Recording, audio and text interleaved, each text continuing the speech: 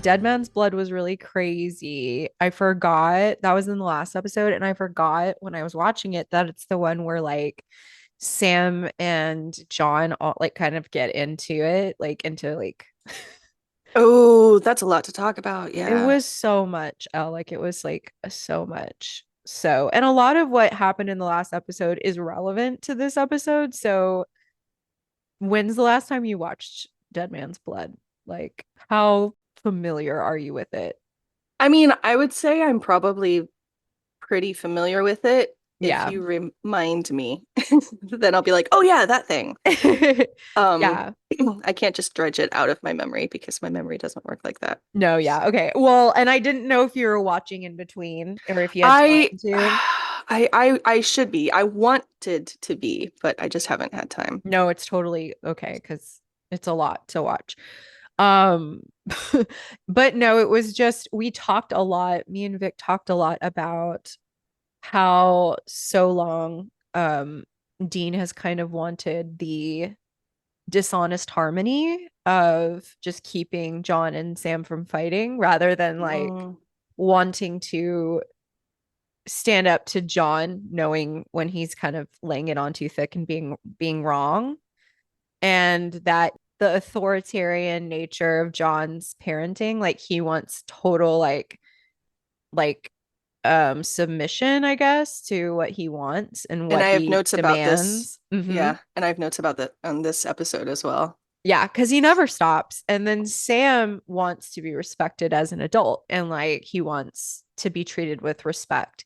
And so like Sam's demand to like be respected as an adult comes off to John as disrespect because his ego is so huge. That's what I kept saying. Is like he has such a big amount of pride that like he feels like any question about his plan is a slight when really Sam just is like, I'm old enough and I'm putting my life on the line enough that I deserve to understand like why we're doing things.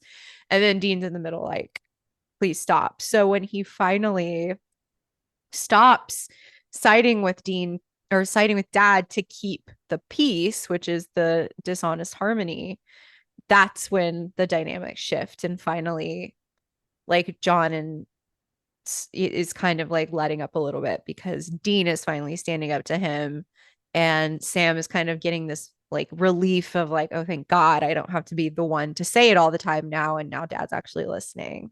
And like some confirmation that, oh, I wasn't just like losing my mind. I wasn't blowing things out of proportion or Yeah.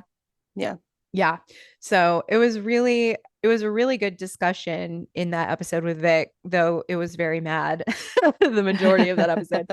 And every time John is on the screen, that's kind of how I feel. But I feel the same alas, way. Yeah. alas, there's not much we can do Alas and about it alack. Yeah. because I mean, that's the kind of father that he was. So, Mhm. I know we also earlier were talking about Kripke and the boys and how he wants to have Jared on. I would like to see it. I would like I'm to see interested. I'm interested.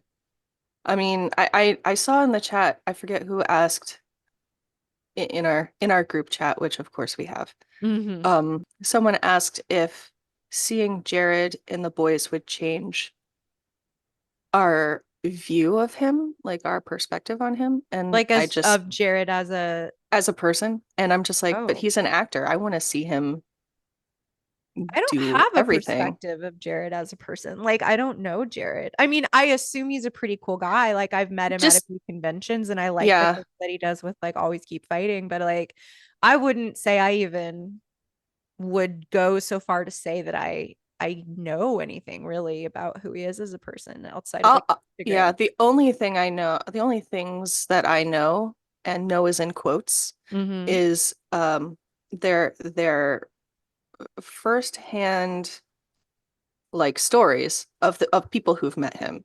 Yeah, Like and my uh, own.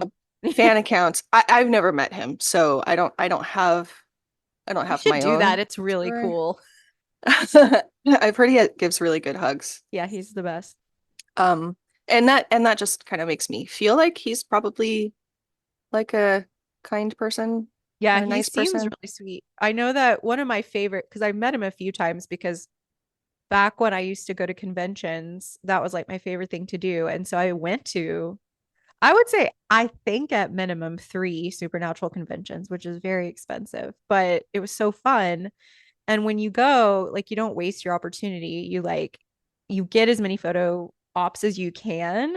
And so I've taken a few photos with him. And my favorite, not my favorite photo, but my favorite experience with Jared during the photo was, I think it was at Houston, and his family's always there, and I've gotten to meet his sister who wrote a children's book, which I bought for my mom because she's a first grade teacher, and I think his mother's an educator too. So I've talked to them, and I'm an English teacher too, and so like it was really nice to talk to them. But his father was like at this photo shoot. I guess he was just chilling, and he was like in one of the chairs nearby. But I didn't realize this, but me and my friend Rocky had this plan. We made a Dozie's apron I from, remember this. yeah, from Gilmore Girls. I remember this. And because Rocky used to work at Starbucks when we were in college. And so she had this green apron. So we like fabric and glue and like sewed Dosie's on the top. And we presented it to him. And we were like, would you put this apron on? And he was like, yeah. And apparently his dad loved that. And they were playing music, and You Make My Dreams Come True by Hall and Oates came on while he was trying to put the apron on, and he couldn't get it tied. And while he was working on trying to tie it, he started doing a little jig to the song. And so me and Rocky started doing a little jig with him. And everyone in the line was like, oh, like it was so cute. And then he finally like got That's tied. And then that's so cute. the cutest, it was such a cute photo op. It was I love really that his fam I didn't realize his when you said his family was there or shows up to these things, I assumed like Jen and the kids, but this is probably like before that. No, I mean, no, it wasn't before that because So like his it was 2014, 2015 when I went.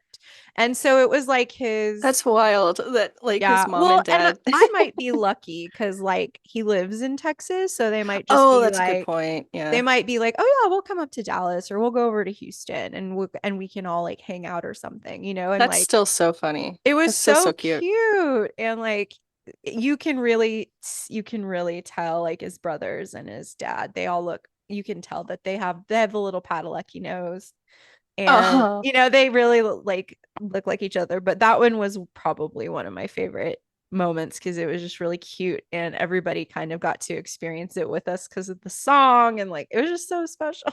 so I just have this idea that if you're like a celebrity and you do these kinds of things all the time, Hmm. that the way that you interact with fans, Hmm. and I could be completely off base because I have not gone to conventions and met famous people. But the idea I have of it is if you are grumpy, Yeah. like you just wish you were anywhere else, like you Yeah. can kind of see that because it's an exhausting job. But It's if so you're, much work. Yeah. If you're yeah, not an but if extrovert and you get drained easily, it would be so much work too. but if you're like genuinely like I love fans, let's Yeah. do this, Yeah. like that you can kind of tell. And that I know I shouldn't make judgments on that, but I just like it better. But that's just really unfair to introverts.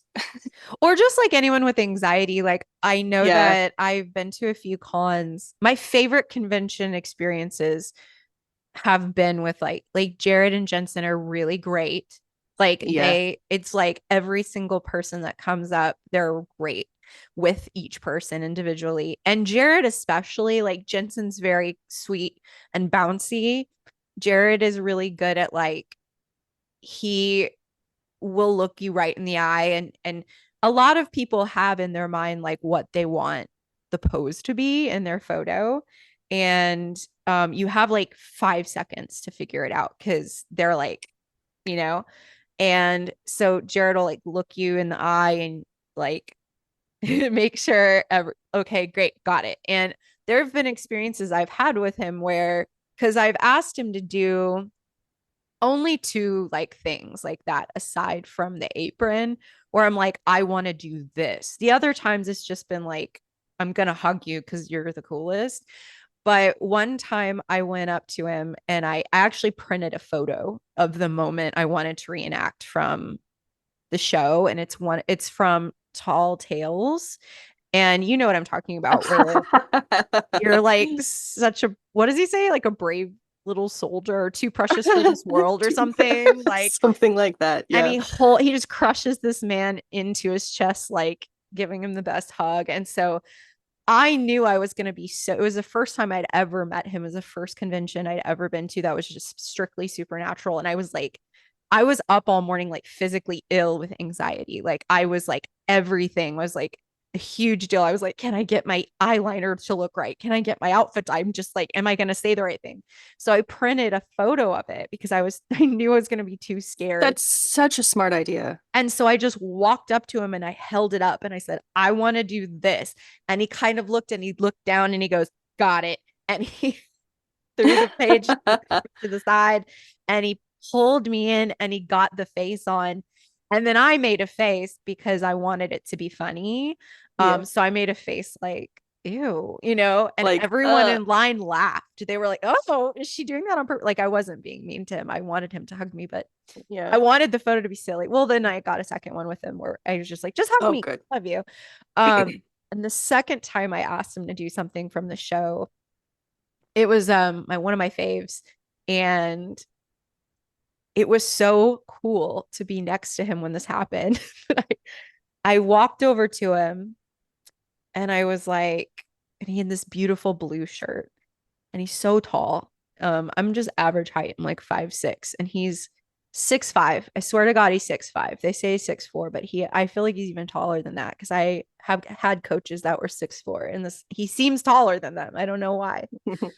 And I was like, okay, I would like to take a photo with Soulless Sam. And Ooh. he goes, oh, okay. And he stands back a little bit and he puts his head down. And I'm standing next to him and I'm trying to get my face right because I'm so nervous. And he tells the photographer, like, 1 second. He holds up his little hand and he puts his arm around me. And I stand there and I feel his head is down. And I'm trying to look into the camera because I'm trying to, like, I can't fuck this up. You know, it's like a $200 photo or something crazy. And I don't want to look stupid because he's going to look great. And I feel him whip his head up and they snap the photo. And everyone in line was like, ooh, they like watched him like Whoa. transform Like from like morph. Jared Oh, into Solus. And the photo, I didn't know what it was going to look like. I just turned to him and I was like, thank you. You're the best. And the photo looks incredible. Like it was like he had to find that space in him. And that's why he's like, give me a second photo person. I think his name was Chris, was the photographer. And then that as is so cool. soon as he whipped his head up, yeah, it was so cool. He's so great. So, um, All that to I forget say, extrovert, it's I easier forget for why extroverts. we were like trying to figure out if because we were saying would seeing him on The Boys change your opinion of him? And Not at all. I think for us it's a not at It's all. a hell Especially no. after that moment that you described. Like it's his job, right? Well, I want to see him like that's what I be told. Who did one I? of those guys. Yeah, I don't. Was it you, Elle, that I was talking about? Like, I want to see him do something where he really has to stretch his acting. Like, I love Yes. him having to do complicated like things, complicated characters. I like when he's playing Lucifer. Like, I like Oh, that. I want him to be in a role where he is in some form of like dubious, like position. And I think that's what makes actors great. Like nobody sits by and says, you know, the guys on Breaking Bad, that really changed my opinion of them because now they're drug dealers. Like, no, right? they're not. Yeah, Like, they're no. just incredible actors. Like, so I think, no, of course not. Like, if anything, it would make me excited for him because I believe he deserves more opportunities to stretch his acting. Agreed. And it would Agreed. be really fun to see him in it. I would like to see him in something completely different from Sam, from Dean Forrester, from Walker. You know, I don't want to see him in a role where he's a noble person. Like, I want to see Yeah. him get fucked. I want to see him get not like fit, like actually fucked, but like I want to see him get Ew. like, you know what I mean? Like, I want to see him get like twisted up and like gnarled and kind of like fucked up. I want him to get Yeah. to be to just play with that side of his psyche a bit as an actor. I think Yeah. it would be fun for him. Like I want him to get a little dirty. Well, not. God damn it. I want You him guys know to. what we really mean. I want. Yes. Like I hope. Yeah, we try not Oh to be man. very like we're trying to be respectful on this podcast, and so our Tumblr tags do not reflect the people that we are today. So Don't go look at them. please don't look at them. That's what so Tumblr is like a museum of like our most cringe fandom moments. They're all archived in this like perfectly Oh my organized God. space. Mine's not organized at all. You're gonna Oh, have so to you're actually sort. safe. Mine's really organized. You can find all my dumb shit really easily. You have to read through a bunch of dumb shit to find the really dumb shit on mine. See that you Just because it's not organized at all. that's a good defense for you though, because that might be too much effort. Somebody be like, oh hell no. I'm not reading through all They're like, this. no, I'm not doing that. No, thank you. No, thank you. Uh yeah. No, now I want to talk more about conventions because that was like so much fun. But like, I will say one of my favorite experiences at a creation con, which is what runs the supernatural conventions, is like for a while. What's the man whose name? Okay, hold on. I gotta figure out this guy's name. Rob. Okay, that's who Jess was talking about today. Okay, so Rob Benedict, who plays Chuck on Supernatural, has a band, Hmm. and the band is called Loudon Swain, and they've made music for years. Like they have 8 studio records. Ooh, Like I didn't know that. I Wow. didn't know they had that many either. That's a lot. But they did like a whole concert. They would do like a whole section of like the convention because it's like 3 days. It's like Friday, like half of Friday, Saturday, all Sunday. So they would do like a concert on Saturdays, and it was so fun. And then he's so talented. And I remember like he had a song about his mom that like made me emotional. It was like really Oh, beautiful. She Waits. That's what it was called. And it was about like his mom after the divorce from his dad and how sad his mom was. It's beautiful. If y'all have never listened to it, y'all should go listen to it. But there was dang. really interesting like culture. Like there was like a specifically supernatural convention culture that existed only at supernatural conventions. And that's one of the reasons I got kind of like hooked on them, because I would go to like fan days and like comic cons around Dallas like that were just general, but there was like something really unique in the 2020 like 2014 2015 era of like supernatural cons that was like really special, and that was one of them. That sounds so cool. Yeah, the other one was Gil McKinney or Gil McKinney, remember him, who plays like Oh, yeah. grandfather or whatever. Gramps. Grandpa Grandpa Camden, right? Or is it Winchester? No, Gil was He Winchester. was Winchester. Okay. Campbell was the Oh other my dude. God, it was Cigarette. he's the he's the guy from X-Files. Yeah. Oh my God. They have a really cool family. Okay. Anyways, he discovered that he's like really good at singing. And so like part of the concert would be like Gil coming out, or Jill. I can't remember how he I liked think his it's name. Gil. He would come out and he would like cover songs. So he like sang the Sam Smith song that was really beautiful. He sang this like oh, what's his name? I can't, oh, John Legend song. And I downloaded all of the songs. I put them on like a Gil McKinney like Spotify playlist because I Now would I have to just look it up. try to listen to him singing the songs. There, he was so talented. And I remember I went up. He did like a Q&A at one point, and people would ask him at other places, like, can you sing Broadway? Like, I know he wanted to try to do Broadway, and he had a beautiful voice. I think with like some training, with like, if he had some training for like breath work and like maybe endurance, because you have to be really like in control of that on stage, he could probably have done it. But I asked him at one point if he knew. I said, have you ever sung the song from Wicked? It's As Long As You're Mine. If you're a Wicked fan, you know it's the duet between Elphaba and her love interest. And he hesitated and he looked at me. He's like, do you know all the words? And I said, yeah, I do. And he stopped for like a second, and I could tell like he was so close to being like, do you want to sing it with me? And then he was like, nah. And I was just like, Oh, that would have been that my would have been so moment. cool. But I don't think he knew the words well enough. And I don't, but he couldn't have done it on the spot, but I could see the wheels turning. And I don't remember the actual question I asked him, but I was like, yeah, I know that. You want to do it? Let's go. Like, I was ready. Come on, let's hit karaoke afterwards. Let's go. Oh my God. There was That would have been so a cool. con though, where karaoke was a thing. I think I heard about that too. I It was heard about a lot of so, stuff. I think I I did not came do a back lot of and stuff. told you guys about so much of it, because I was just like, oh, it's like Michelle were you. And I did cons vicariously through you. yeah, and Christy actually was at Houston Con with me. Like, she flew in and she was actually Oh, there. So we got to hang out actually like in the flesh, which was so special too.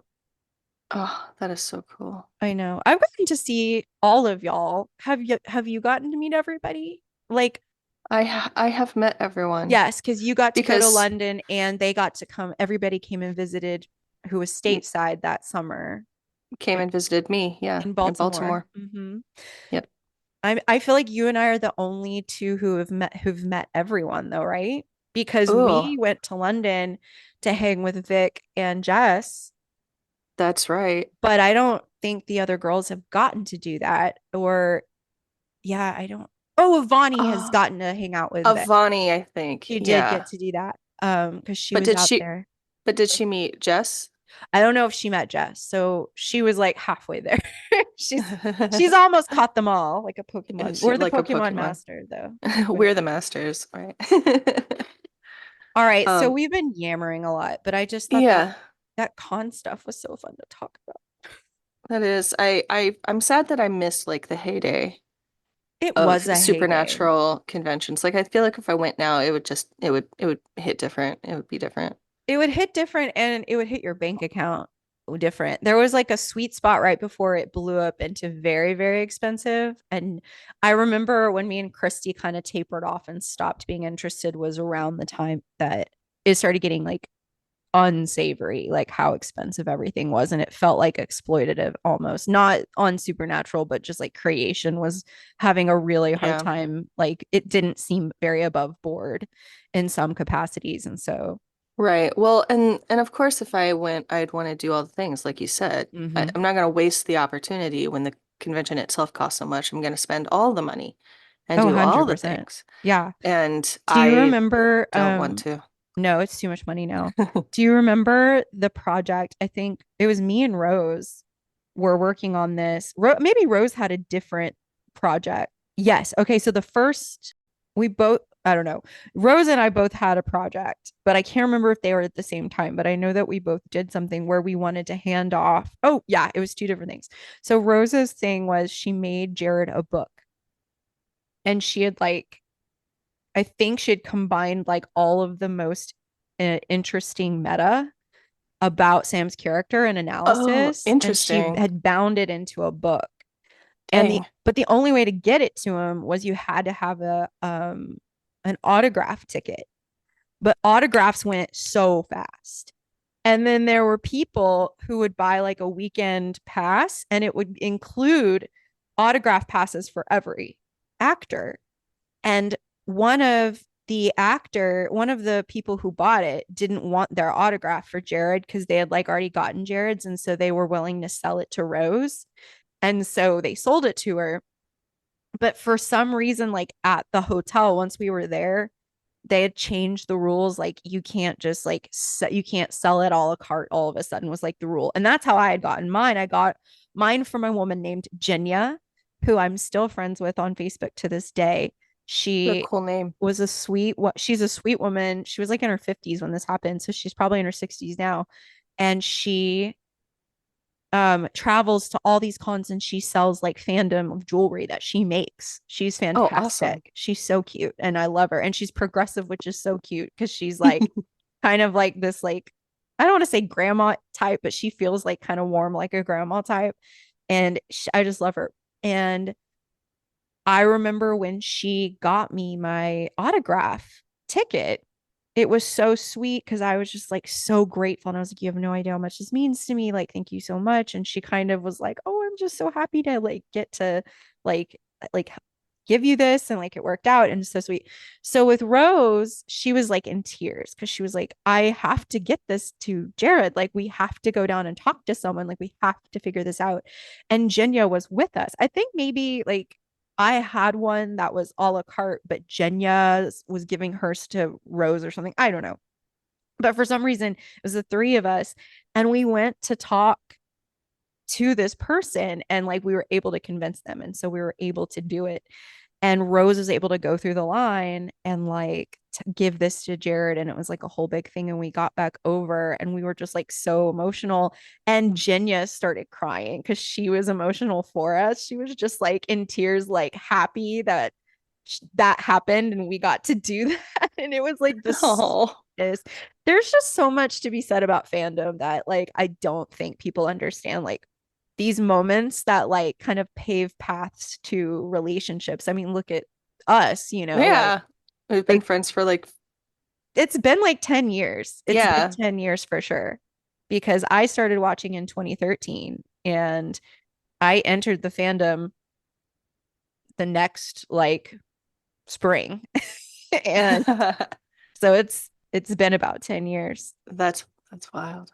It doesn't feel like it's been that long. I know. And we've been talking in our group chat like almost daily Yeah. ever since. So Yeah. It's like we're a real little family. we're a little family. A little chosen family.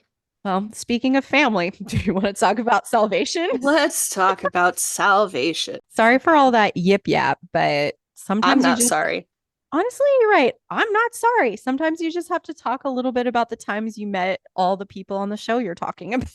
That's right. Sometimes you just have to bore people with a lot Like of talk a about other people they little don't know. a little humble brag sometimes. I like to talk about Jared Padalecki and that time I met him, and this is a podcast about his most famous character, so it's relevant somehow. So suck it. Sorry. Sorry about it. Okay. So salvation. Salvation. Let me do a little summary really fast. I will say again, thank the Lord on high that I got these DVDs when I did because I was not prepared for Carry On My Wayward Son to start. And I don't know why I didn't expect that. And yet it was such a fun experience again to relive something that felt like I was living it for the first time because I had such a bad memory.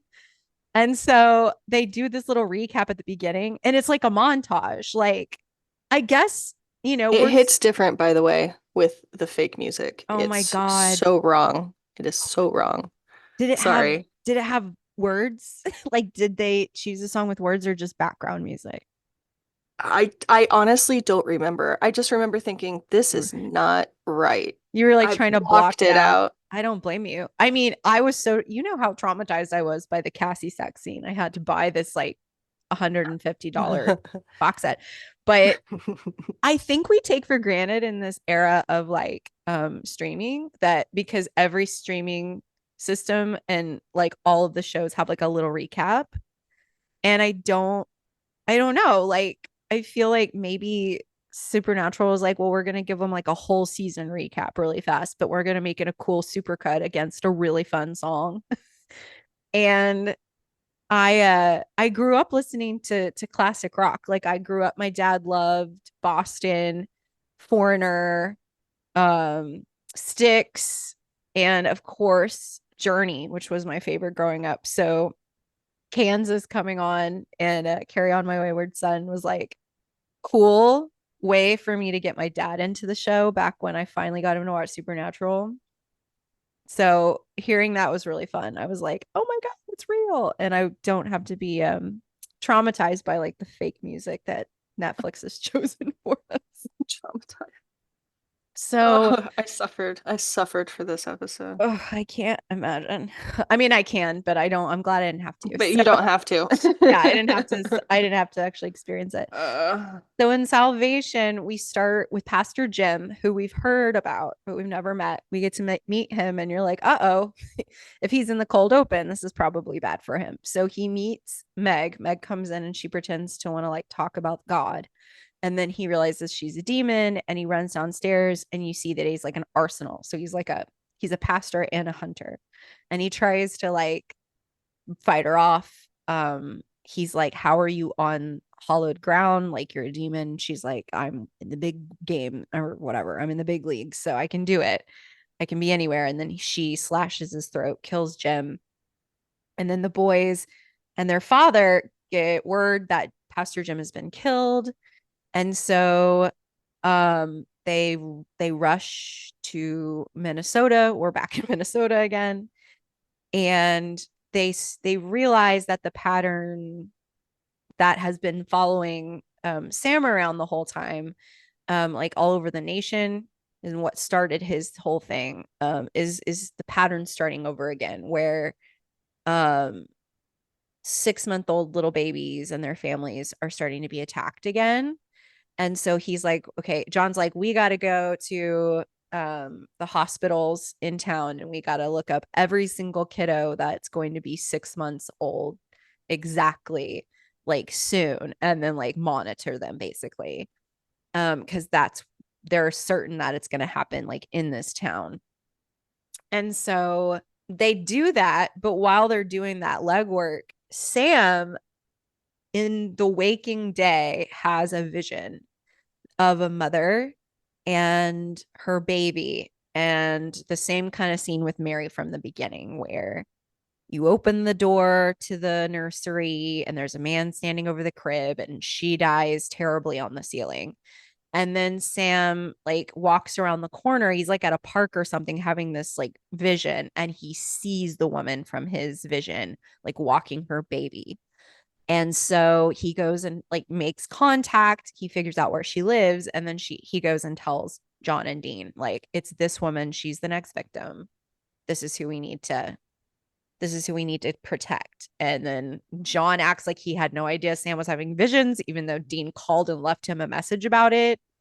Literally, mm. go fuck yourself, John. We're gonna talk about that. We will. We absolutely will.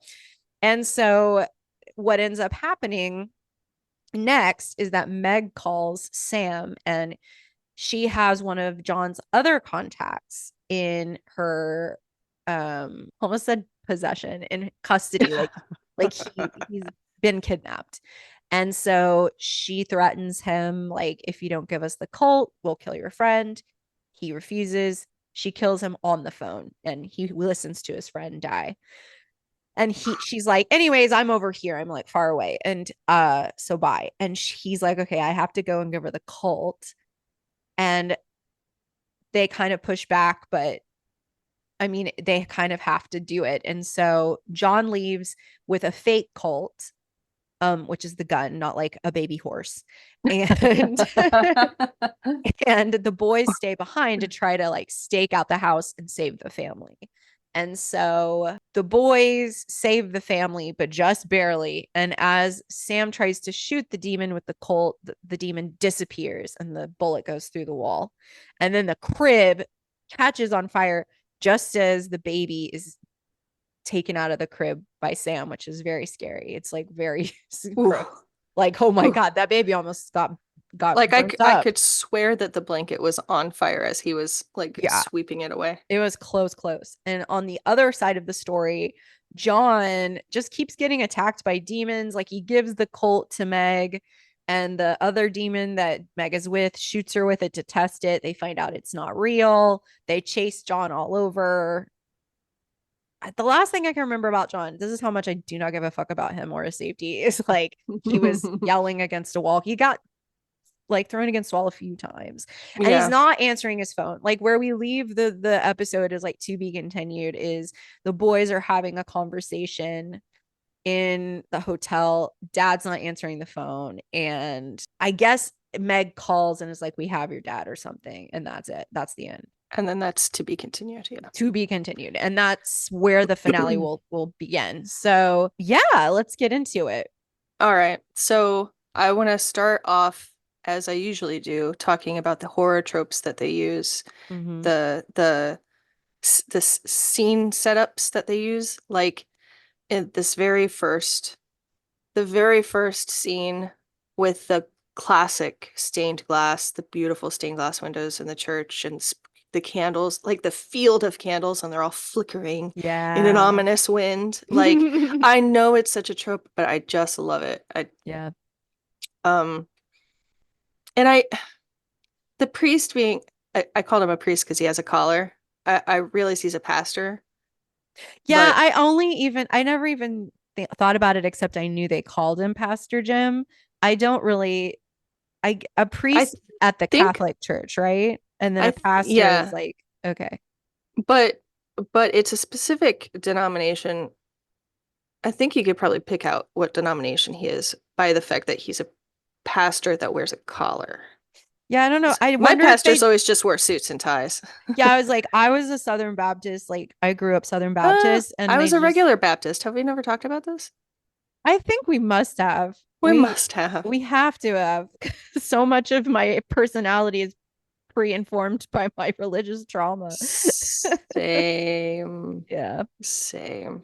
I think they also could have just thrown him into a collar because it just as a costume, it gives more Yeah, it visual exposition. definitely a choice Hmm. that we talk about in writing how sometimes you have to create the priority. Like, Yeah. are you going to go for what's realistic or are you going to go for what gets your point across more efficiently? And Hmm. sometimes you need to go with what's realistic, what's not realistic, but Yeah. accurate, Hmm. because it's something people would catch and then get caught on and not be able to sink into the story. But sometimes it's so much more important to get that information across without having to splatter across 3 pages why Pastor Jim is a pastor and this is Right. his denomination and this is why he's in a church and blah blah blah. So I definitely get that, and I I I don't fault the show in this instance Yeah. for choosing to do that. But I do think there's a denomination that calls them pastors and they wear a collar. I don't know. Guys, I don't know. I don't know either. I got out of the religion game. Yeah. Like on purpose. Um It wasn't an accident. I didn't it trip and was, fall out of it. I didn't fall out. I undid my seatbelt on purpose. Um but when he's like, you can't be here. This is sacred ground. I'm like, she's here. So she can be. She can be. Either your ground isn't sacred or she is something different. And the fact that he's Pastor Jim, which we don't know at this point. We don't get to find out that he knows about this stuff until he runs like Hmm. down into his like secret lair where all his weapons are. And Yeah. we're like, oh, okay, so he's a guy who knows about this stuff. Yeah. Um, but the fact that she is standing there and he knows that stuff is real, I Hmm. feel like should have been even more of a sign to him to be like, please be scared of this person. Yeah. Because Yeah. it's not, like you can be like the type of religious person who believes in demons and sacred ground, Hmm. but still be like, but why are you here then? Maybe you're not a real demon. But he knows that it's true. Yes. He saw her Like, black eyes. He like saw the yes. change. So, Like he has to know that she's something. Anyway, that was mhm. just a little thing. But Yeah, I liked it. I liked it a lot. I was yeah. sad about it because I know that Pastor Jim was someone the boys had known like their whole life. Yes. And a Yes. I lot of want to times he was like the safe adult. He was. I mean, don't we? I think we find that out in another episode that John would like leave them with Pastor Jim. It was the fucking SpaghettiOs episode that Oh my God. I talked to Okay. Jess about. Yeah. The Spaghettios something in the wicked. butthole. Some oh God. The most This is so like meta we've ever seen was literally, I think it might have been written by Rose, and we love her so much. Rose, if you're listening, you are a legend to us. We love you. But yeah, one of the most bitter pieces of meta was like talking about how insane some of the takes were about that episode, and it to like hyperbolically explain how insane it was. There was as Elle just stated a comment about the spaghettios. But Anyway. yes, Pastor Jim was the safe adult in that episode where And like yeah, and I really wanted to know more. I wanted to get more of his perspective on the family. mhm, Like I wanted to, yeah, he's by all accounts a good man. He was very loyal to John. I mhm, mean, he said he hasn't spoken to John in years, but that he would never ever give him up. And mhm, I'm just like, because I can imagine so much about his relationship like with the boys yep, from just this, like he gets like 3 minutes of screen time or something. mhm, And but it's so effectively written yeah, that I get like a wealth of information. I sense a depth to a relationship that we never ever get to see on screen. yeah. It would be Um, a really interesting story to know from like Jim's point of view, like how he views that family and the dynamic. And I like to think he would never give John up because he wants to make sure that the boys are protected because he yes, loves the boys. yeah. But maybe also John. Like he knows John in a different capacity than we Not do. me like fully not believing that anyone is capable of loving John Winchester. No, you're right. I mean, I'm Uh, sure he loves John too. It's fine. he probably, I mean, they've probably been through some stuff together, Yeah, but I do just call it mean trauma like bonding. yeah, but I do just mean like I didn't even mean it as in a sense to like slight John. Like they obviously cared about each other and were friends, but I just mean like because John has a relationship with those boys, like I could see that it extending to that as well. Like Yeah, because if you're absolutely. babysitting these children, like and like in scenarios that John would need to leave them with Pastor Jim, like he would know how fraught their childhood was because he would be Yes. fully witnessing it and not even like in a scenario where it's like, oh, you're not a hunter, so I'm gonna lie and say, oh, it's a strip. Like he knows Right. He deep down to the knows. nitty gritty of like what is true and what they're And probably facing. and even if John was like, no, I shield the boys as much as I can, all he has to do is hang out with the boys for the week that John leaves them there and watch them to Yeah. know that that is not happening. Yeah. They are not being shielded from anything. No. Um, I will, this is out of place, but the shot of Meg at the base of the stairs in the hallway when she like comes to get Pastor Jim, Mm-hmm. there's a stained glass window above her and the Mm-hmm. light is streaming through it and it's like the most beautiful shot. I'm sorry. I'm doing that Oh, cinematography thing again. I love that. It's so they just make such beautiful choices. Yeah. Chef's I can't kiss. get over it. I can't get over Mwah. it. Anyway, Mwah. back to Pastor Jim. Um, yeah, I really wanted to. You know what? I would love like that supernatural spinoff. Yeah. Yeah. There's so many potential spinoffs. That would be like when we get to the Roadhouse, like that would be an incredible That would like be such a spinoff good to spinoff. know about Ellen and to know about her daughter and to see like what hunters come through, what hunters leave. Like it would have been such a cool idea. That would have been really cool. Pastor Jim story would probably be best as like a mini series. Or like a one shot. Like that would be such an Yeah. interesting like fic for someone to write. Oh, I'd love to read that You fic. you should write it. Recommend. Oh, I was gonna say recommend fics to us about Pastor Jim. Oh yeah, that I mean they probably do already exist, but you They are an do. Rec them to incredible us. writer. If y'all don't know, Elle is an incredible writer, and she started writing her own version of season 9 called Lustra, and it is fucking fantastic. She never finished it. She wants us all to suffer, but you should go read it. It's so I good. did. Did I tell you I just got a comment like recently saying, "Hey, are you going to finish this? Yeah. If not, can you tell us the bullet points of what you were going to have happen?" What if it was me? I was like, please, Elle, I've been waiting for 10 years. I'm posting anonymously. Please. No, that one wasn't me, but I have asked you for that before. I think you did Yeah. give me a rundown once because I was just like, please, I love this story and I need to know. I do want to finish it. I do want to finish it. This is not a I'm sick of the story situation. This is a Never. time and motivation situation. Anyway, enough about I'm saying a lot of enough about that. Enough about that. Well, the whole point of a podcast is to talk. So we're doing great. That's a good point. And we're even more on topic than we were before. So that's good. Oh my gosh, you're right. Yeah. Okay. So are we done All with right. Jim? Because we got to get into the We're rest. done with Jim. I Bye, just don't Jim. care about John. But I yes, know we we have can to be done move with Jim and move on to and John. move on to the boys. So Sam's hair is better in this one. In the last one, it was Mhm. like really flat. I Yeah. like it was very I don't know why. So I hate anyways, that hair. I That happens know. a few times in the season and I hate it. I think it's they just don't know what to do with it. They're like, it's growing, it's not. So this time instead of down, it was floofed. We like a floof.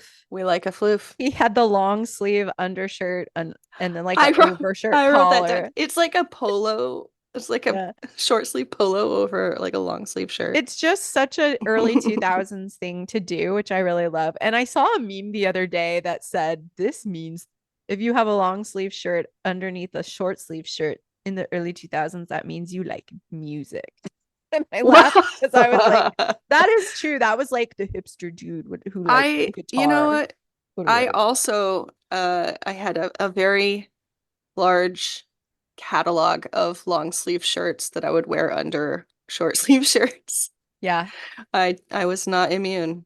You were non-binarying even back then. You were like, I this is didn't what even know the it was a thing, and yeah, you just sensed it. You were like, this I is what the just music boys wear. I guess. I don't know. music boys are wearing these clothes, The so will I. meme was funny. I just think it's funny how old I feel now because before, like I was part of memes and now I am meme. Yes. Now there Yes, are that is memes a about really perfect us. way to put that. Yeah. We are the subject of You live long memes. enough to see yourself become the meme. Die creating memes or you live long enough to Oh, become a meme. Jesus. oh man. So Okay, so I do love John's murder wall. murder wall? You mean his arsenal? No, What do no. you His mean? he's got one of those, like the murder board that connects all the clues Oh, you mean together. But investigation wall? well, I call it a murder wall. Um, I it, was like, oh, I was like, is it his victim? I like to call it I like to call it a murder board because it's kind of like mood board. Okay, But this one's on a wall. that's So like fair. he uses all of the walls in his little hovel that he's staying in. And then he goes, "This is everything I know." And it's a lot. There's like stacks of books. And like as far as we have seen before they split up, he never said word one about demons. So like he's been collecting all of this and not telling the boys any of it. And now he's like, take it in. We're gonna go kill a demon in a couple of minutes. Take it Yeah, in. Like, yeah. what the heck, dude? Do you have a Okay. photographic memory? If not, you're screwed. Like, You're screwed. yeah, that's what I don't understand is like that to me that shows me that and there's always two ways to read John Winchester. He's either a fucking idiot or he's the biggest asshole ever.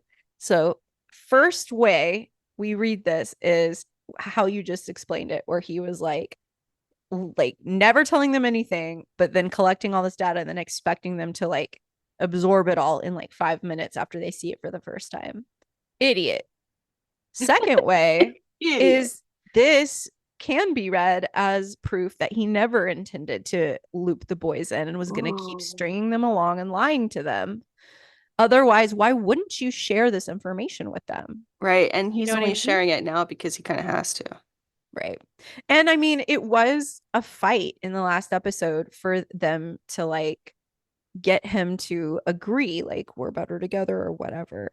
But Mhm. like, obviously, you have so much more information. And Sam had every right to be angry that you were keeping them in the dark because Oh my like God, yes. here's the hovel of information. John, John Winchester's hovel of information. Yeah. Oh God. So Yeah. Sam feels responsible for everything. So Oh, he's like, so the demon that's after all these kids and that killed mom and killed, Jess, like it's all like they're all coming back around because of like because me, of like me. this is happening because of me. And of course he and Dean kind of get into it. And I Yeah, but understand Dean's frustration because I do think that because Sam is so close to it, it is hard for him to make not good decisions, but like it's hard for ob him ob not, objective yeah, it's hard for him to decisions. be objective and specifically objective about the role he has played in it. Like he is not responsible for any of this. Is he Mhm. at the center of it? Unfortunately, yes, but not by Yeah. his own actions, like by the choices of the powers that be. I I did I did really like that Dean did say, "Hey, like his brain is ticking over and he sees that Sam is blaming himself and he's like, "Hey, Yeah. this isn't your fault." He's And like, it's not my fault, but it's my problem. And Dean's but like, it's my problem. And Dean's no, like, "Okay, it's our we're problem. we're all here. Remember how we Yeah. just had a whole fight about how we're all better together and Mm-hmm. we need to work together on this? So Yeah. let's keep that energy going into the next Yeah. like And Sam kind of loses it at the end of the episode too. He gets back into that space. You can kind of oh see God, him yeah. ramping himself back into it. And again, Dean has to kind of like pull him out. And I feel like this is the only time I remember seeing the dynamic in that way because so often in the future it's going to be the other way around a little bit. Yeah. And it's I don't know. I kind of like this. I think I it's like really this. sweet of Dean to Yeah. be like the guy who's able to kind of pull him back and be like, I I know yeah. how you got here, but like let's pull it back. And I really appreciate Dean being so in tune that he just knows. Yeah. With Sam isn't saying anything, he's just behaving. Yeah. And Dean is like, that behavior? Okay, he's blaming himself for this, or he's about to go run into a house fire. I need to do Oh, something. We will talk about the house we fire. will talk about that. But yeah, I love when they explore the boys' relationship with each other in ways that give us a hint at the depth to which it goes. Like Yeah. that they don't have to tell me Dean knows how Sam feels when he makes this smooshy face. But they can do a scene where Sam doesn't have to do much at all, but Dean just knows and reacts Yes. quickly Yes. because they know each other so well. Hmm.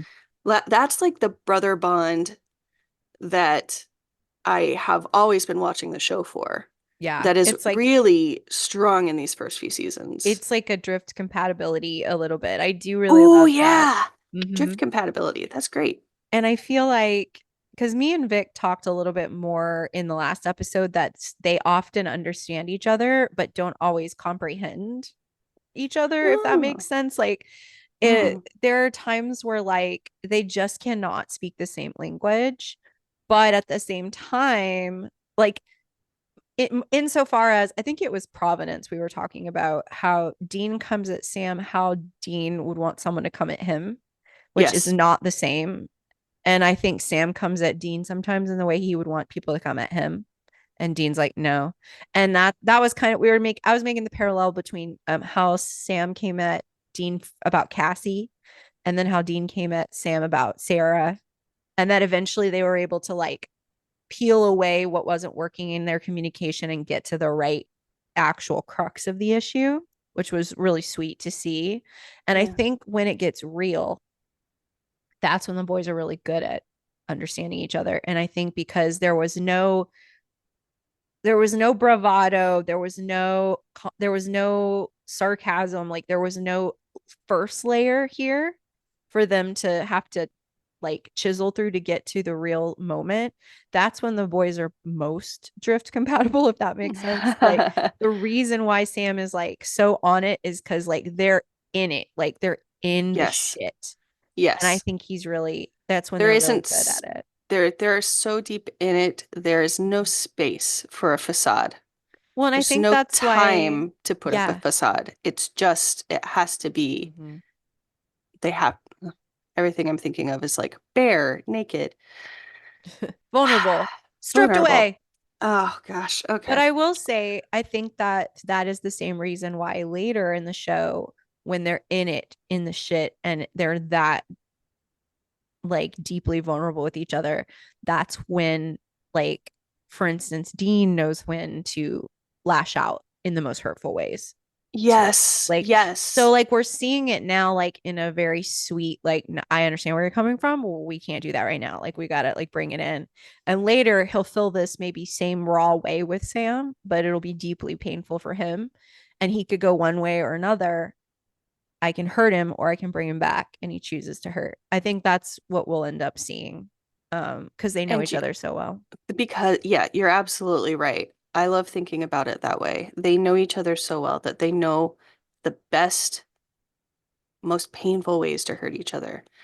And in some cases, I actually wish the show had intentionally explored that Yeah.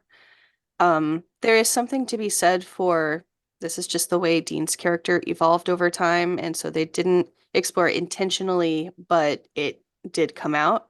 But I would have really loved a storyline where like Sam is starting to get aware of like, okay, this is like, damn, that's a little too personal, or Yeah. like something that actually fully embraced that kind I of mean, in a way, toxic aspect. I do think that they do that, maybe not on purpose, but I do think it makes sense in that dynamic that I don't think Sam would recognize that it Yeah. was too personal because he feels so much guilt that he would be like, no, he's right. This is, Yeah. I deserve to feel this You way. need an outside character to acknowledge that Yes. stuff. And that's Yes. why during Providence, I was obsessed with Sarah. I was telling Vic, I was like, this is the dynamic they always need. They I love need, Sarah.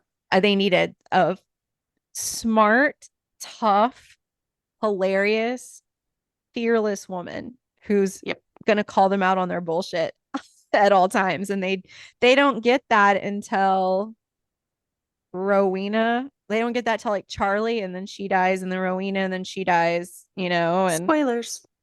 and I guess you can say like Ruby was a fun dynamic, but she was still pretty dubious in that she Yeah. and Dean never got along. But somebody that they both love that could be like, hey, you know, Yeah. I mean, woman, you know, Sheriff Jody. Jody could have done that. She did she ever die? I don't know. I I hope don't she didn't. I don't remember. I Let's just in my pretend she heart she's didn't. alive. In my heart, she is also alive. Yeah. Regardless. Anyways, let's get back to this episode. Sorry, we definitely like traveled through time just then. Yeah. Very, very sorry. I'm not. On the I'm not really either. This and on the now I'm gonna say this like on the same thing that you said, Mhm, but this is multiple episodes ago at this point. mhm. Um it's on the same sort of theme of Sam not knowing things about his own self, is Yes. that he didn't know he was 6 months old when it happened.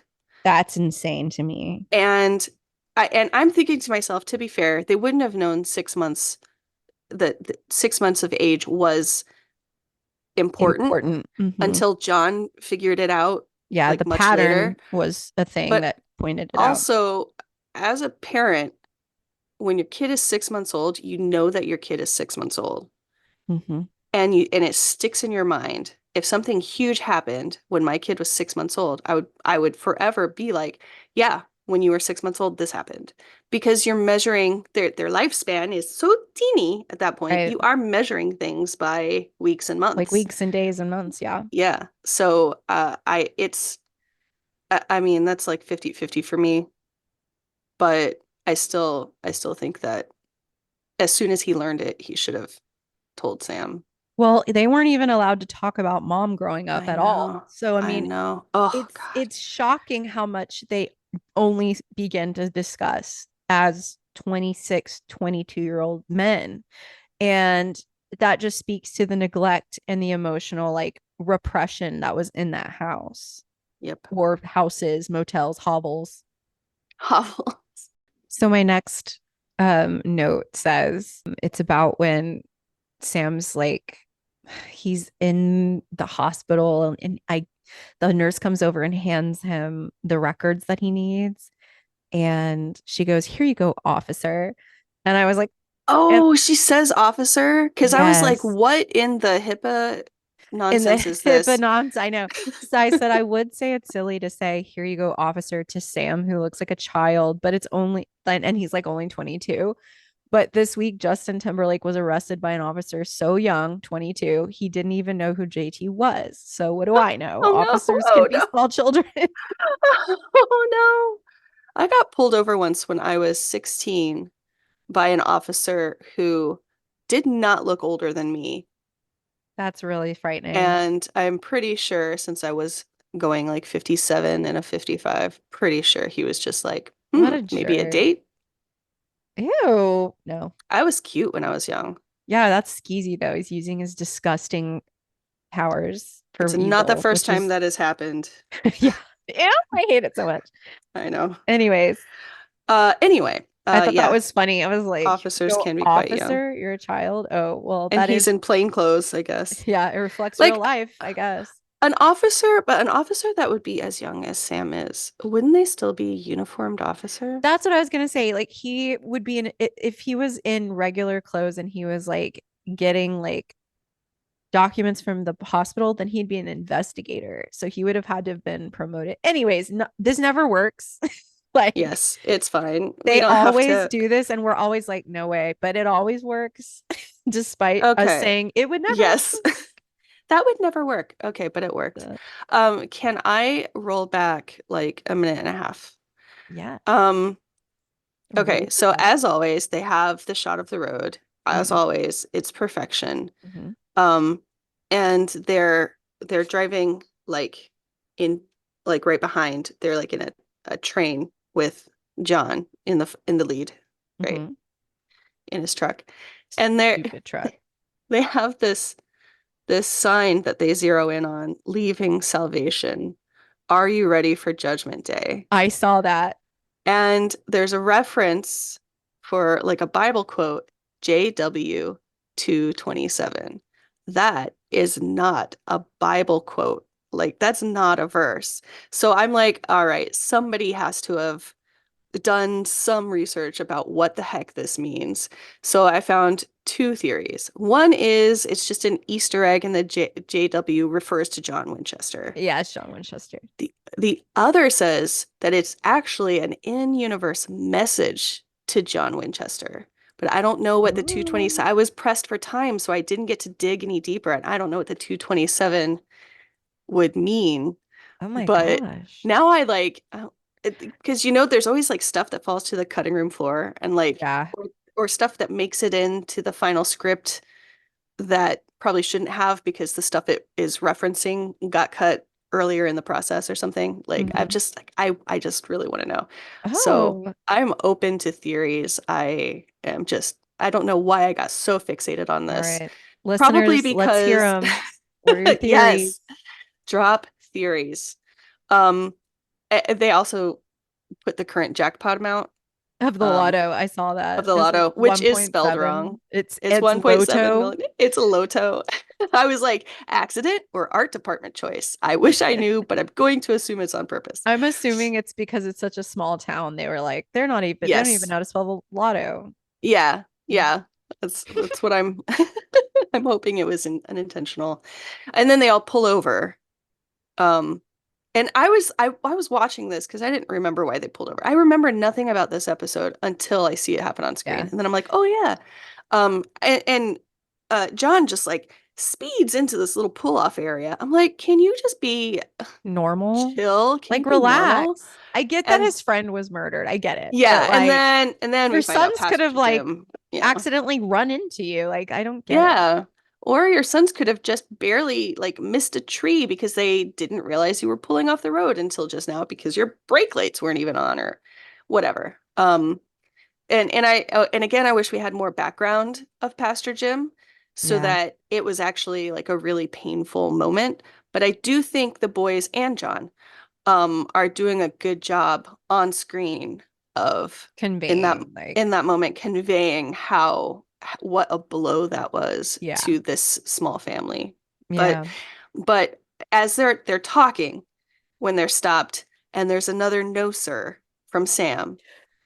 Yeah, and I didn't like it because Oh, he was like, "How are we gonna get this all done?" And John was like, "You got a better idea?" And it's like, you don't have to be an asshole, but like, no, sir. Like, I think he was like admitting, yeah. like, I guess not, but like, But like that's also it's not the job of the person who's pointing out an issue to also have the solution. Like especially if you're yeah, just now telling the boys all of the information they should have known all along. they're still trying to Like memorize that damn wall. your murder wall in your information hovel, we're still processing Mhm. it. I would have been like, pull out my phone. All right, click, click. I Click, do not have time to read all of this. Click, click. click. Yeah, Um, and then John has emotions. He yeah. he He's almost has some emotions. Yeah, he's like, I'm an ending this. Like he's like, it's gonna Yeah. end now. And I'm just like, what? He's Your family being ruined your entire life, like it wasn't enough. Now the gym's now that Jim's dead. gone. Okay, got Yeah. it. Like, I wrote, uh-oh, emotions. Suck it up, big guy. Winchesters don't have emotions. They shoot people. yeah, they just push They him down. shoot.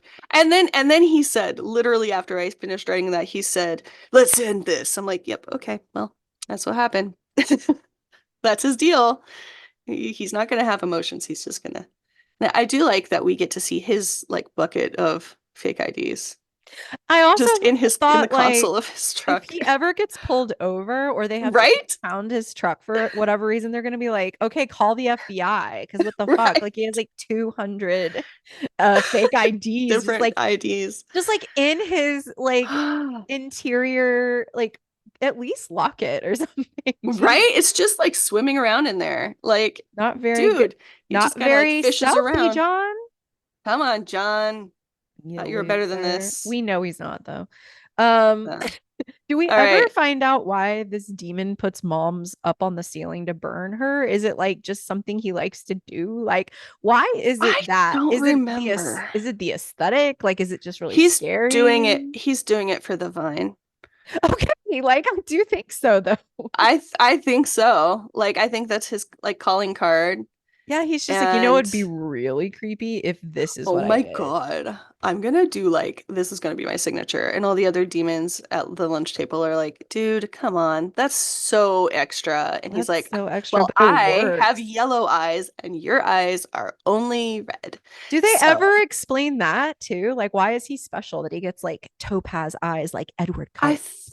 think that I think that the eye color denotes like levels of demons, Okay, like and well, types. Like Crossroads demons have red eyes, I think. Regular just normal demons have black eyes. so it's like a hierarchy, like you like go up the Yeah. chart. I mean, like, what about the guy? God, what was his name? It started with an A who tortured Dean in hell. Like he was like way up there, but I didn't feel like he He had had special eyes, did did he? he have white eyes I don't think so. I would have remembered that because it would have looked like a vampire. with white eyes? Yeah. Okay. So What Dead was Man's his Blood, they have name? silver white eyes. They flash like cat eyes in the night. Oh, I actually really love that effect. They do that with like shapeshifters too. Yeah, they do. In I fact, like it too. there's a whole thing where they figure out who the shapeshifter is in a later episode by using like a light or something or a camera to see Oh yeah, they do have a the shapeshift. Did we do who were you on with the shapeshifter episode for this one? I don't think so. I can't remember who it was. It might have been Vic. Skin. It's really Skin. gross. It was so gross. Oh yeah, that was not me. Yeah, it was they show their eyes changing, but nobody used a camera. So that's really smart. So that's probably coming up. Who was that guy? I want to know what Uh, color his eyes are. Anyway, I I think that can't it remember his is name. different like strength levels of demons. I just wonder if they keep that consistent because continuity is not their strong suit when it comes to certain things. Well, and then like what happens if say a Lily crosswords. He loves He crosswords. loves he's the demon of crosswords. He's great at puzzles. If how okay, I'm gonna figure out this sentence. What happens when a lowly crossroads demon, like say for example, Crowley, elevates to the level of King of Hell? Do his eyes change colors? Apparently not. I know they didn't. And also, when did King of Hell become a thing? Because Um, is there a King of Hell right now in in the series? Like in I season one, is there a king? I don't I don't think so. So this is what I Unless mean. Like, there's no I way they mean they're keep the all hierarchy of eyes following correct. No way. right, they're all following Lilith. Oh, so she's queening out right She now. might be the queen, but I don't think they ever like actually named that. They're But I just think like she's it. she's the one they're all following. She's the Girl one whose plan they're Sam. following. She's cool. She is cool. I love her. Anyway. Um You right, you right. Okay, we're moving on. So let's okay. talk about So Sam having the because I'll just vision. start talking about Lilith and I should not. I know we love her. Um Okay. so yes, He's running with his Vision little Sam. jacket and his little backpack on in the park, looking like a I little college senior who's late for oh his class. he is. And he sees the future victim like walking with the baby carriage across the street, and he's so sweet. And he comes over to help her with like her umbrella because it is raining. And he kind of baby talks and he's like, "Oh, she's beautiful." Like so sweet. And the mom tells Sam that the baby's name is Rosie and that today is her 6 month like little birthday, basically. And Hmm. he's just like devastated. He's like, Yeah, thinking what's going to happen to this family. He is just so affected by it. yeah, it's such a sweet moment. And Jared plays it so well. It's just so Yeah. darling and so sad. And the fact that she doesn't get weirded out, it's not played for laughs Hmm. in the It's narrative. really earnest. Yeah. She's like, It's "Oh, earnest thank you and for she helping is me." yeah, she's cool. Like And he kind of he tells her, "Yeah, I moved into the neighborhood. What part of the neighborhood are you in?" And he's trying to like subtly find out where her house is so that they can come back and hopefully save her later.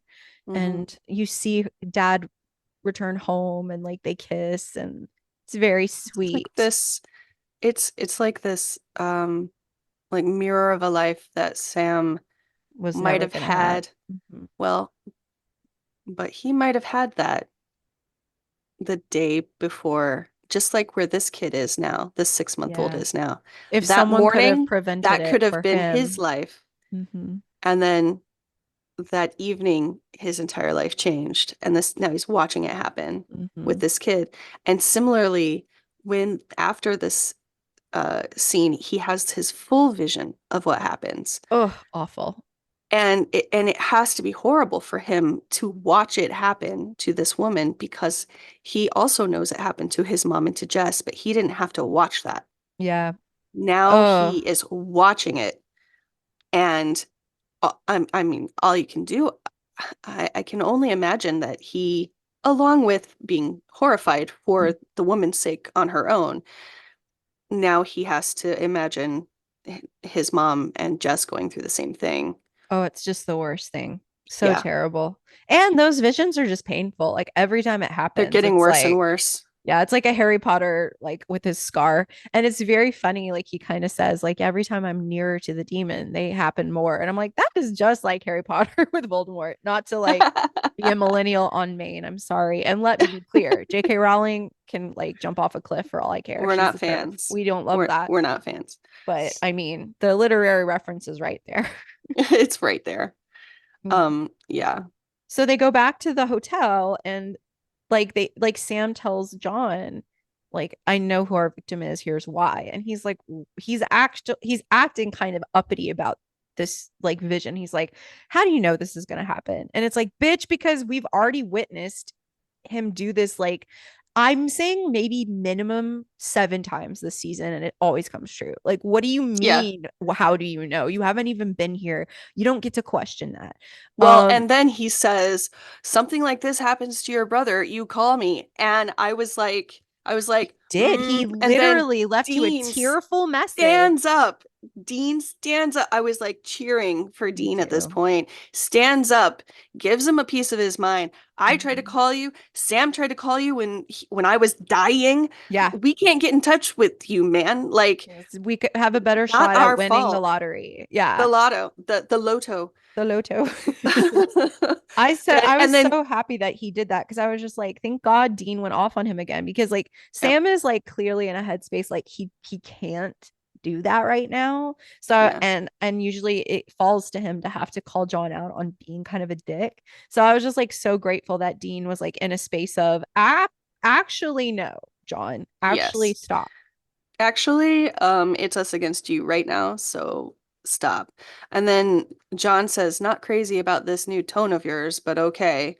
Like, Okay, well, go fuck yourself. Like, I don't know not what to tell you. Like, when your golden boy son who worships the ground you walk on is now also calling you out, maybe do some soul searching, John. Maybe actually look at right. yourself and say, maybe I have a big pile of shit and I need to change. Like, And yeah, exactly. And it also tells me that Dean like really never did stand up to John thank you. like Thank you ever for saying that. in his life. Mm-mm. Like That's something it's that John could count on is that Dean would always fall in line. And that's what I was yep. talking about in the last episode with Vic is that dishonest harmony. That Hmm. is what Dean needed to achieve. And that is a coping mechanism. That is not his fault. He grew up in a toxic situation where his Correct. Yeah. dad and his little brother were fighting all the time. And it's not his little brother's fault. It's his dad's fault. But Dean wanted peace in the house. You can tell every time they fight, he's trying to get them to like settle down. But now that he's shifted to be on Sam's actual side, John doesn't know what to do because he's not used to that. He's used to it Yeah. being, I have the power because I'm the father. So the dynamic automatically leans in my like authority. And Dean will step aside because he's going to fall in line. And so I can automatically win against my youngest son. And Yeah. now it's the balance is shifted and Dean and Sam are united for the first time, maybe ever. Maybe. Yeah. And then amidst all of this, still recovering from his vision headache Hmm. and this fight with dad and Dean standing up and actually, yelling, Meg calls. Not even for Sam. Yeah. She's just rubbing it in now. Yeah. She's like, let me talk Is to John there? daddy. The Daddy. grown-ups need to talk. Bye. Um, and I also noticed Sam is sitting during the scene. Like Hmm. logistically, like in universe, he's probably got a headache, but also like filming wise, he's probably just too big to To be in stand frame. Yeah. in frame with the both of them Yeah. because they're on so many different planes like within the shot. I He's want to see probably just too tall. how tall is Jeffrey Dean Morgan. He's 6'1" too. So They're all tall boys. he And and Jensen are the same height. And then there's Jared, who's got to be like 6'4", 6'5". yeah, they're all tall boys, but being in on different planes of the scene like they Yeah. are, like There's no way. there's no way. Anyway, I don't know if that's true. I just wondered because he's It probably very does make big. things easier. And then Meg kills, I was like, Meg kills her leverage. And she's like, I'm just gonna Right. keep killing your friends. And I'm like, There aren't that many. but how many friends does John actually have? Like, I mean, I'm did you glad just she kill one never. of three? Like, Well, we know that's, he's friends with Bobby. I'm glad she didn't get to Bobby.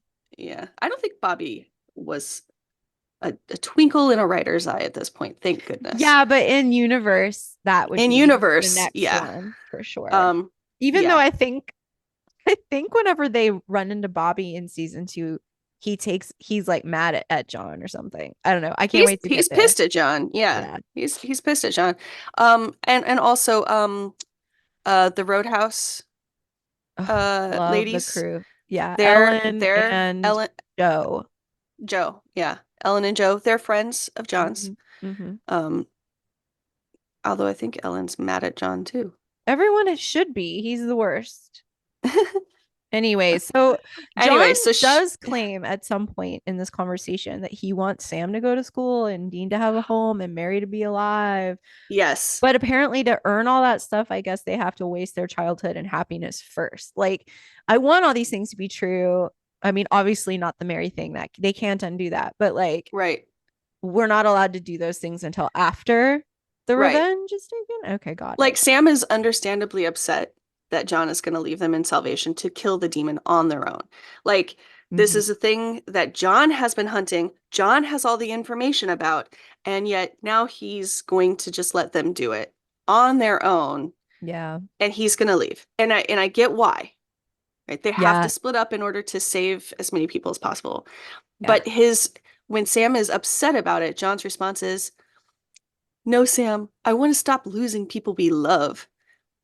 And I'm like, okay, what? And then he goes, I want you to go to school. No, you don't. You And I literally wrote, kicked Buddy, you Buddy, kicked him since when you kicked him out of the family for doing it. for going to school? Like, I want Dean to have a life. What else did he say? He says, I want Dean A to have a home, home, a which is home. very weird thing to I say. want Dean to have a home. Like, Dean's not allowed to go to college or Yeah, something. I don't know. Like, He did I drop don't out know. of high school, I think. So maybe he Yeah, can't go to college. But it's because of John and it's the because of job that he John. forced him to do that he had to drop out of high school. Yeah, and I want Mary to not have died. And I'm just sitting here going, all Wah, Sam wah, wah. said was, what do you want us to do?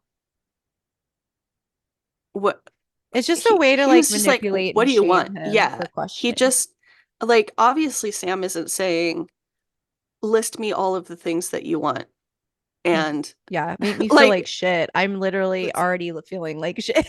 Like it's he's so he's already like saying like I'm willing to die to take the demon down. Like you yeah, can make your youngest son feel a little less terrible. Also, his girlfriend died within the year. He's still grieving that, and this is directly connected to that. So like, yeah. where's the sensitivity?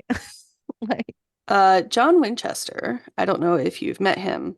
oh, I would love to Um meet him. He sounds great. he sounds great. Someone I would love to have beer with and tell all my problems to, really. Just seems like a I would sensitive soul clonk him over the head with my glass with my bottle. beer. Yeah. Yeah, with my beer bottle. So, yeah, so anyway, oh, and I'm always so just like super annoyed when in a show the bad guy like makes an impossible demand, like be here in 12 hours, right after the character has said it's going to take me 24 hours to get there. Like, Yeah, how he's supposed to what are you has to doing? take a flight. He has to fly. Yeah, I can't get on a plane with the Colt. I literally cannot physically drive fast enough. Um, and it just like in any time they do this, I'm like, what is your goal here? Because chances are you're just gonna cause the person you're talking to be like, well, there's no way I can physically make that. So I'm just gonna come up with a different plan that now the person, the bad guy has no idea about Right. because they like pushed them into a corner. Push him Anyway, into they a still don't corner. get, yeah. I feel Anyway, like Meg did do some like it was bad planning. Like it was weird strategy to kill the person to like make it impossible for him to get there. Like, well, do you want him to do the thing or do you not want him to do the thing? right, exactly. Do you want the Colt or are you trying to make him fail so that you can kill people? Like, I what do you mean, want? I feel you like can kill people anyway, but you really want the Colt, you right? need that Like, cult. It's the only thing yeah, that can kill you. I don't know. It was a weird thing to yeah, do. it was weird. But I will point out he makes it with plenty of time, Well, but I we'll talk about also that. I also want to I also want to point out this line. So Dean turns to John and is like, "Okay, well, if this goes sideways, just promise me you'll get out of there. Because you're no good to us dead." And I wrote, "He's no good to you alive either."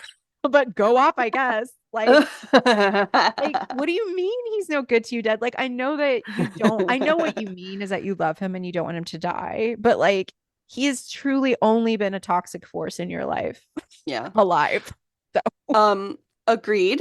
Agreed. 100%. But also this is just like another example of how they do not tell each other they love each other. They say, "You're no good to me," dead. Yeah, I need Like to be able to, yeah, I hate it. it's like such a transactional way to put things. I mean, I And grew up in the that's the Midwest. language that his Yeah, father has that always used with him. yeah.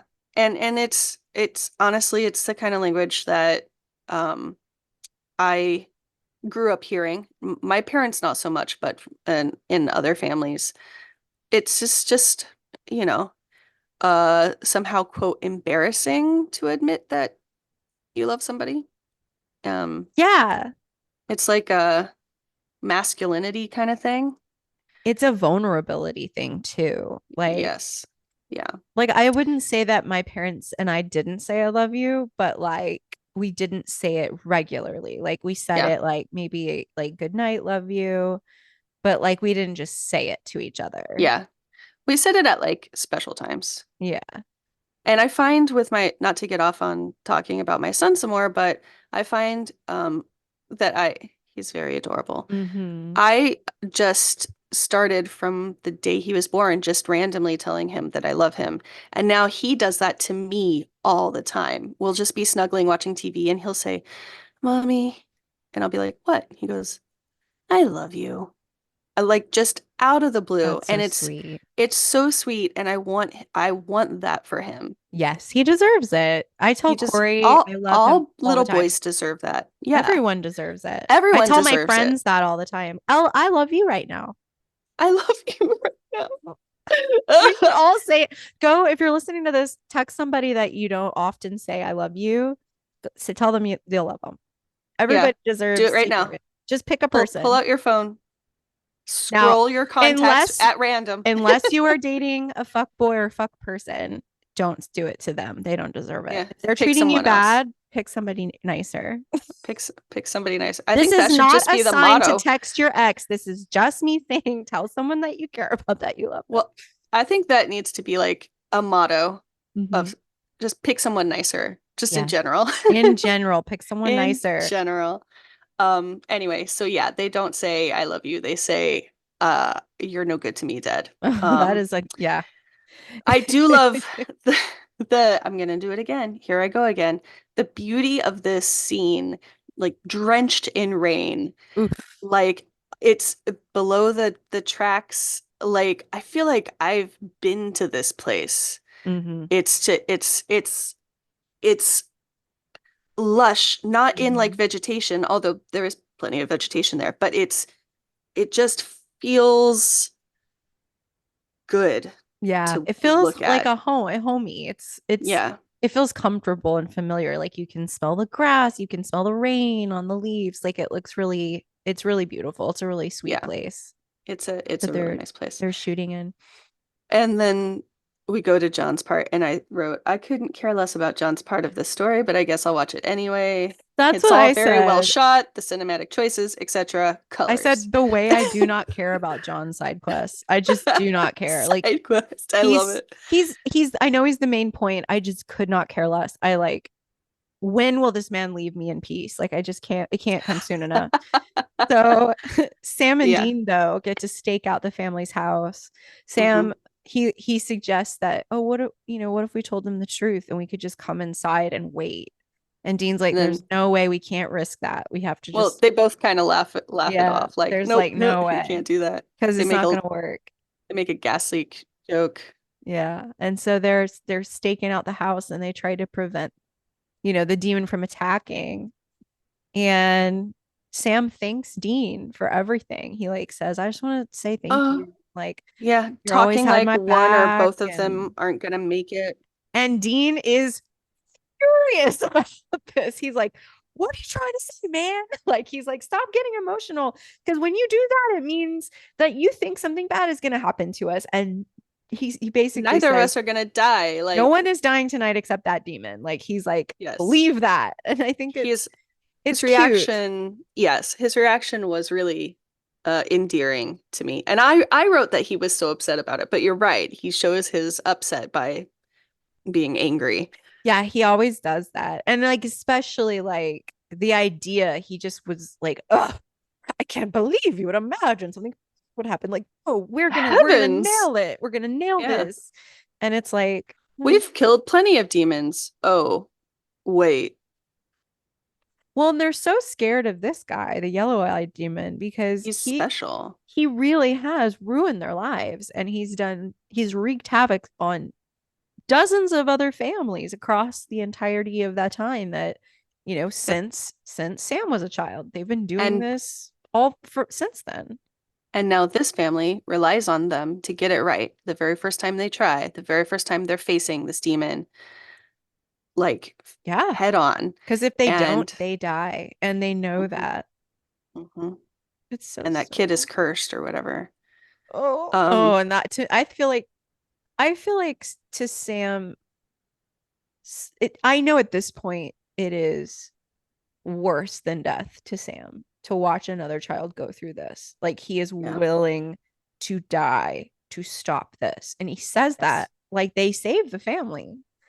And Yeah. yet, Yeah. when Sam sees the demon standing, like the shadow of him standing in the fire, because he sets the whole house on fire, he's Hmm. trying to run into that fire. And Dean And has to pull him back and be Dean like, has to hold him back. dude, that's suicide. And Sam goes, I I don't don't care. care. It And then means Dean says, everything to him to end this, even ending his life. I don't care. And then Dean says, well, I do. Mhm.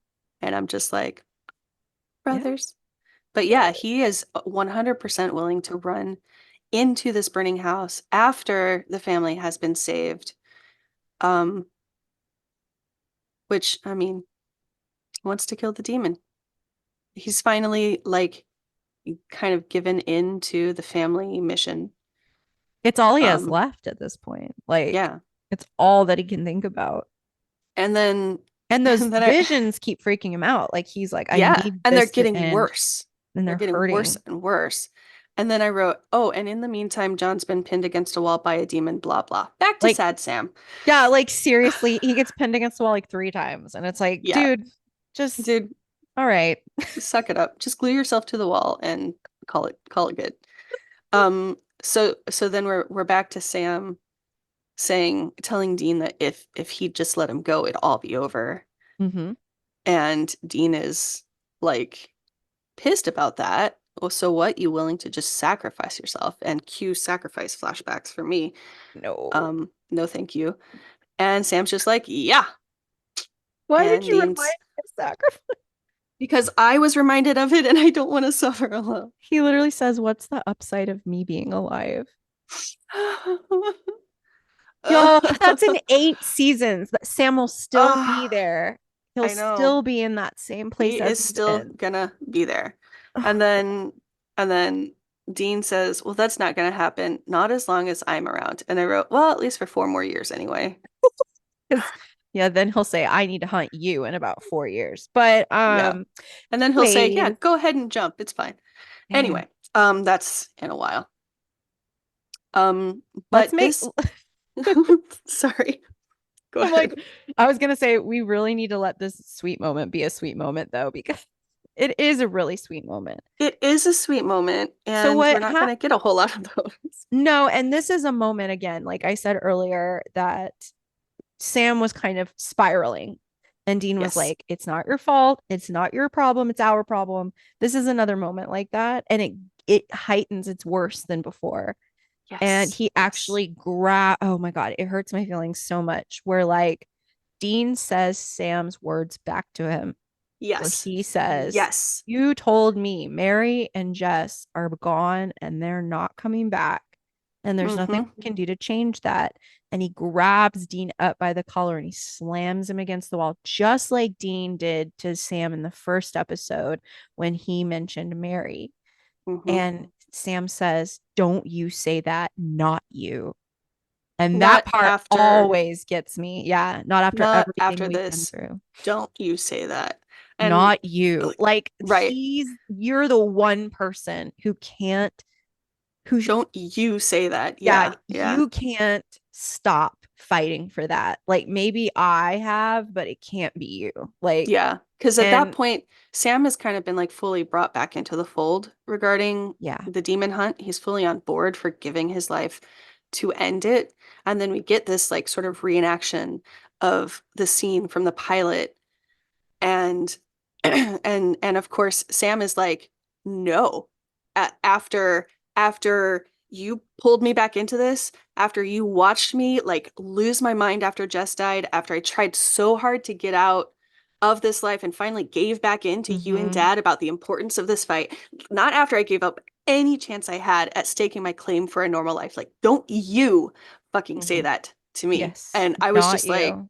I get like chills when I think about it, and it's It's just tough to me. It means so it's just so loaded. And yeah, Dean and Jensen just fucking nails it in the scene where he's just he like, really he does. doesn't flinch, he doesn't blink, he just talks him down and he's just like, look, the three of you, the three of us is all I have.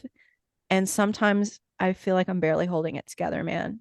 Yeah. Like, and Sam, like, he like, It's that show of vulnerability from yeah, Dean that kind of mhm. breaks him out of his Snaps like him right out. I wrote breaks him out of his fit of pique. Yeah. Um Snaps him back out of it, into this tunnel vision of where yeah. I could have saved them if I had just gone, or I could have stopped him if I had just gone in. And Dean's having to say, like, dude, you can't think like that. And And it's such a good flip-flop of where they started because this is also right after Dean's admitted the mission isn't the end all be all of their existence.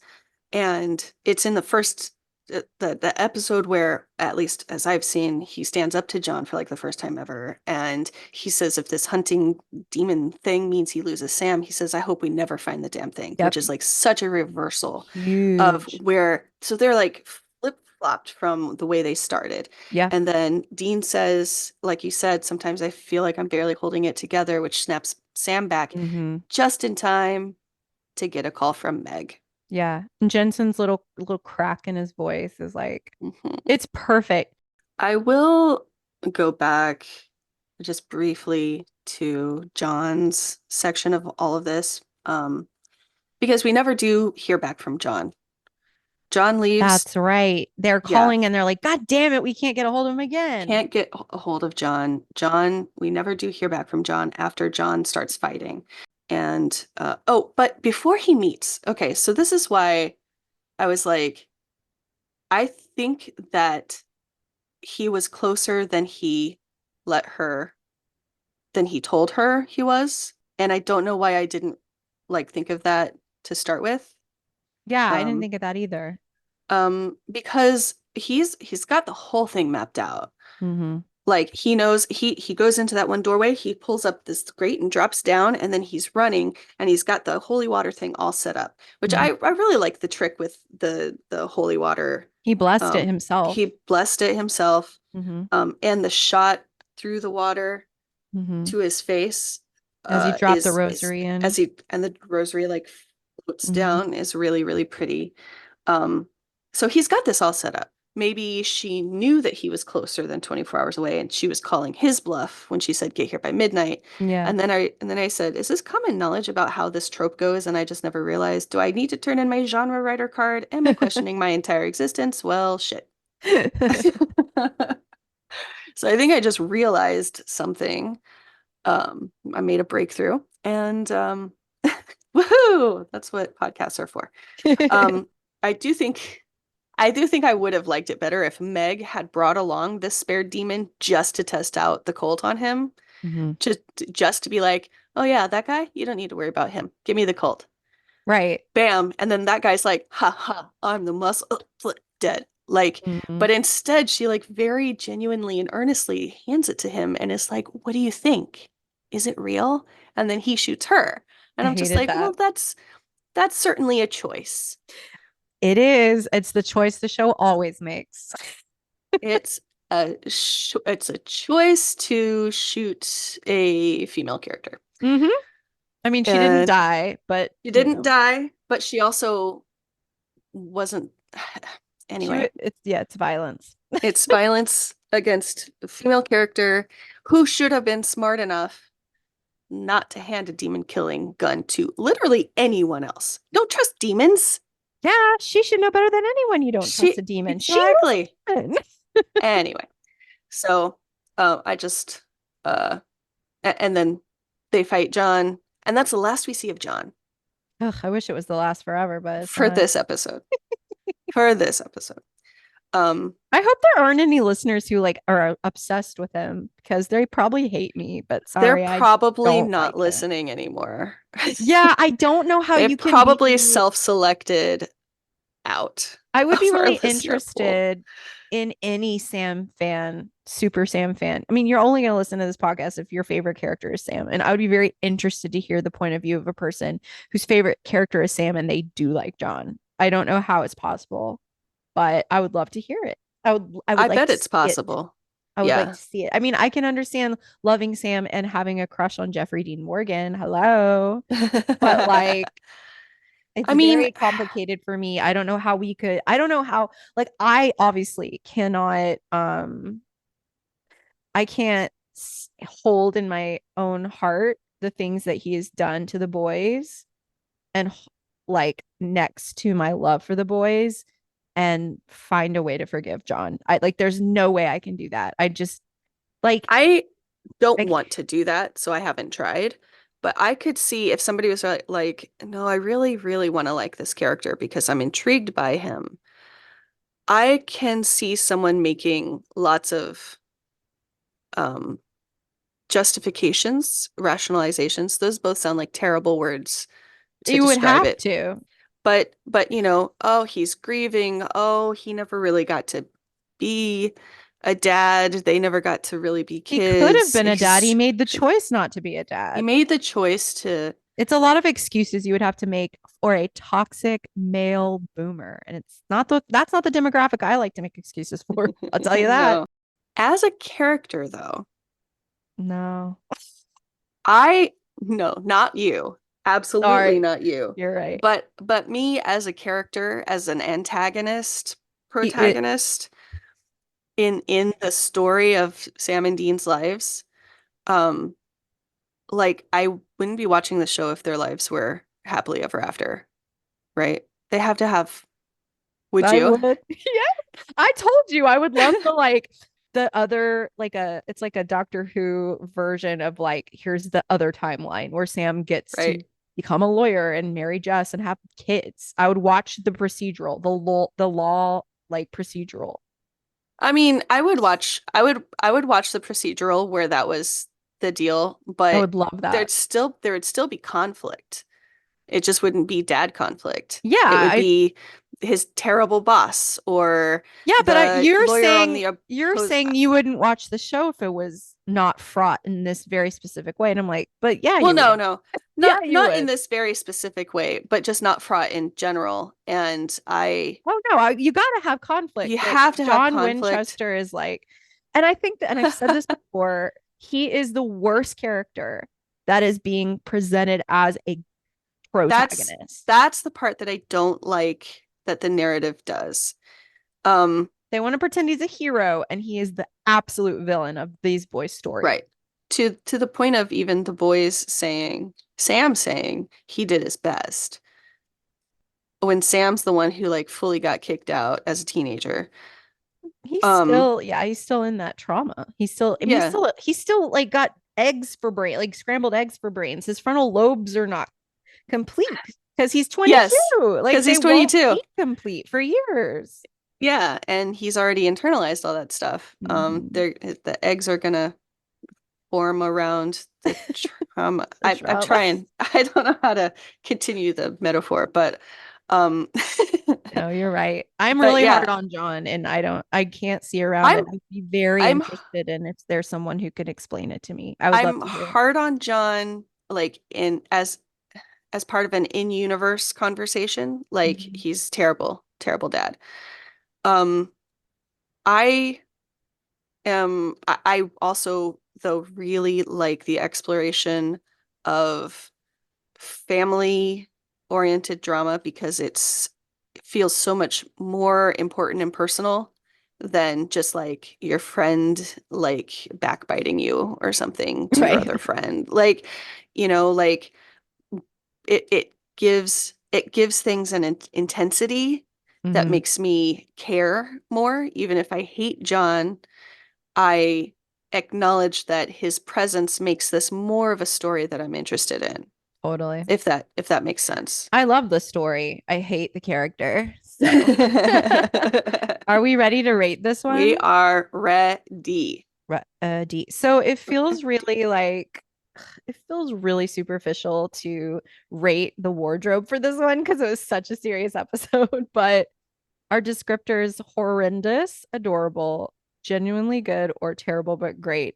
What did you what did you think about our boys wearing the clothes this time? They certainly wore clothes. They did do that. Honestly, except for the polo shirt over the long sleeve shirt, the episode itself overshadowed anything that they wore. To me, I Yeah. did not note Hmm. anything other I than liked that his little early jacket and 2000s. the backpack in the park thing with the Oh, that's that was cute. cute. Yeah. And his With floofy hair. I thought he was I do adorable like in the this floof one. hair. I'll say it. I'm definitely gonna say adorable. Yeah, I really liked how they styled him or tried to style him in this one. Yeah. Yeah. Okay, so our Sam fan friendly scale on a scale from 1 to 5, we've got screen time, enjoyment, and heart eyes. So for screen time, what did you score it? I scored it. Am currently scoring it like a 4.5. That's exactly what I gave it. What, really? Yeah, Oh my gosh, this is we too always much. do that. Yeah. We always do that. I mean, we get to see like fully a vision, him working through the vision, him meeting the target of his vision and befriending her, and she's not even weirded out by it. Like Hmm. all of the screen time that he has with Dad and with Dean Hmm. is so meaningful. Like I'm a big fan of the screen time he gets in this episode. Yeah, it's good. It's good. Enjoyment. This isn't really an enjoyable episode. No, but it's meaty. Yeah, Like there's a lot going there's on. there's enjoyment to be had in the exploration of these more serious topics. So what do you And I think? like that. So I'm gonna do like a 4.7. Dang, that's I really I amazing of you. what? Oh, because you gave it like a 2. I did. I gave it a 2. What? I did because No, no, no. Not that I'm surprised. How could you? But that I just guessed it. well, of course you did. Because if you didn't score it just like me, then you can guess what my score is. But we have that connection. But I just feel like when I get my feelings so deeply hurt that I don't enjoy like I enjoy the episode, I enjoy the show, but like I'm not gonna pretend it was fun. Yeah. And so I think that's why I had to score it lower on that scale because it's just such a painful episode.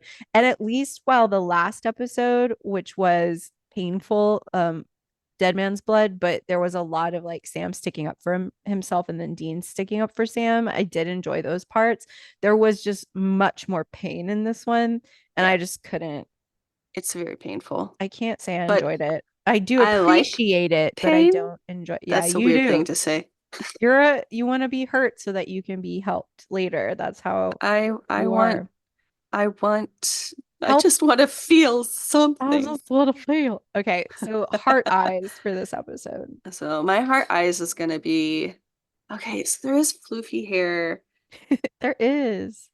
And if it's Sam specific heart eyes, then I can't really count Dean standing up to John. You can because it does affect Sam, and so you're like you're That's happy for true. that. You're I'm happy for happy about that. I'm happy. Um, I'm happy. I'm gonna give it like, I mean, it was very painful. That impacts my heart eyes a lot. Mm-hmm. So I'm gonna give it like a 3.7. 3.7. I gave it a 3.5, so we're kind of like right there. The 3.5 is because um I just loved his little sweet baby voice with the little girl and being like Oh, so good. so sweet and like just being so like earnest and like sweet in general. Yeah. When it comes to caring about Rosie's future, like Yeah. that's so He, so empathetic. To, it's it's so sweet. our empathetic boy. I know, I love him very much. Okay, so Yeah. your average for this episode was a 4.3, mine was a 3.3. And so this episode has been rated, and that means we only have one episode left of this. Oh my I can't gosh. I can't believe it. On a very special episode of the Sam Sam retrospective. retrospective. We're almost done with 1/15th of this series. Don't say it like that. Oh my God. Oh my God, Elle, thank you for uh, coming on and thank being you for all. having me I will see you for the finale. for the finale. Bye, everyone. Bye bye.